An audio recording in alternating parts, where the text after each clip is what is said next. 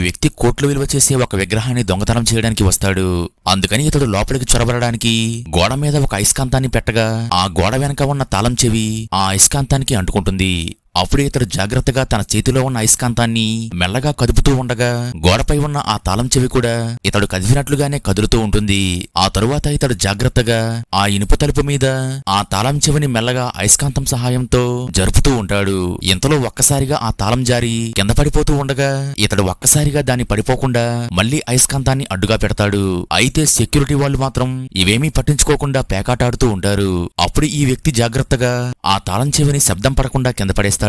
అలాగే తలుపు కింద అయస్కాంతాన్ని చూపించగా కింద పడిన ఆ తాళం చెవి ఒక్కసారిగా ఈ అయస్కాంతానికి అతుకుపోతుంది. అప్పుడు ఇతడు ఆ తాళం చెవి తీసి తన ఎదురుగా ఉన్న తలుపును తీయడానికి ప్రయత్నిస్తాడు. కానీ ఆ తాళం చెవి సెట్ అవ్వకపోవడంతో అది తలుపుకు అటువైపు నుండి తీయాలని అర్థమవుతుంది. అప్పుడు ఇతడు తన చొక్కాలో ఉన్న ఒక తాడు తీసి ఆ తాడును నేరుగా తాళం చెవి రంధ్రంలో నుండి తలుపు లోపలికి పడేస్తాడు.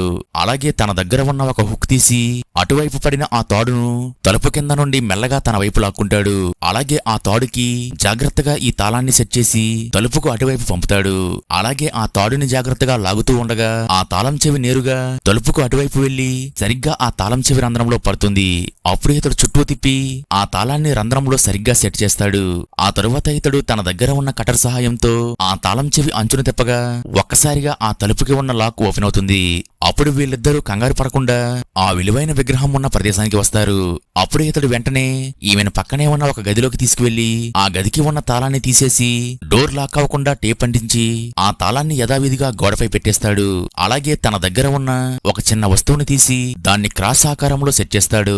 అలాగే ఇతడు మళ్లీ బయటికి వచ్చి ఈ వస్తువుని ఆ విగ్రహం దగ్గరికి విసరగా అది ఎగురుకుంటూ వెళ్లి మళ్లీ ఇతడి దగ్గరికి వస్తుంది. దీంతో ఆ విగ్రహం దగ్గర ఉన్న సెక్యూరిటీ అలారం ఒక్కసారిగా మోగుతూ ఉంటుంది. అప్పుడు సెక్యూరిటీ వాళ్ళు అక్కడికి రాగా ఇతడు వెంటనే మళ్లీ గదిలోకి వెళ్లి దాక్కుని ఆ తలుపును దగ్గరికి లాక్కుంటాడు. కానీ సెక్యూరిటీ వాళ్ళు వచ్చి చూశాక అక్కడ అంతా నార్మల్ గా ఉండేసరికి మళ్లీ అక్కడ నుండి తిరిగి వెళ్లిపోతారు. ఇంతలో ఈ వ్యక్తి మళ్లీ అదే విధంగా ఆ వస్తువును విగ్రహం దగ్గరికి విసరగా అది మళ్లీ ఇతడి చేతిలోకి తిరిగి వస్తుంది. ఇప్పుడు కూడా అలారం మోగడంతో ఇందాకలాగానే మళ్లీ సెక్యూరిటీ వాళ్ళు వచ్చి చూసి అక్కడ మళ్లీ నార్మల్ గా ఉండేసరికి బహుశా సెక్యూరిటీలో ఏదో సమస్య వచ్చిందనుకుని ఆ సెక్యూరిటీ అలారం మోగకుండా ఆఫ్ చేస్తారు. అలా ఆ సెక్యూరిటీ వాళ్ళు వెళ్ళిపోయాక అలారం ఆఫ్ చేయడం వల్ల ఇతడు నేరుగా వెళ్లి ఆ విగ్రహాన్ని దొంగలిస్తాడు. కానీ ఆ తర్వాత ఏమైందో తెలియాలంటే ఈ వీడియో లైక్ చేసి నెక్స్ట్ పార్టీని కామెంట్ చేయండి.